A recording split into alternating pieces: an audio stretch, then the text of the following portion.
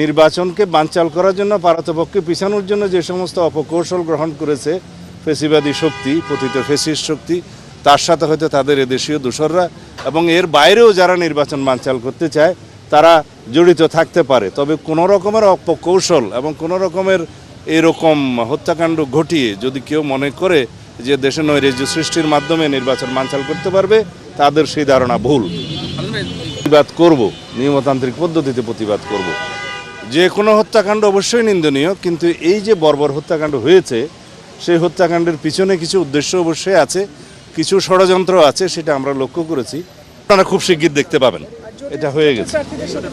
সবগুলো আপনারা 2-1 দিনের ভিতরে দেখতে পাবেন। সামঞ্জস্য খুঁজে পায় না ইনশাআল্লাহ। বাংলাদেশে বিগত দিনের ইতিহাসে যা হয় নাই এবং আগামী 55 বছরের ইতিহাসে যা হবে না, সেই রকম একটা সমাবেশ, সেই রকম জনগণের এবং দেশবাসীর একটা আকাঙ্ক্ষা আছে, প্রত্যাশা আছে। যারা আসবে তারা আমাদের প্রিয় নেতাকে অভ্যর্থনা জানাতে।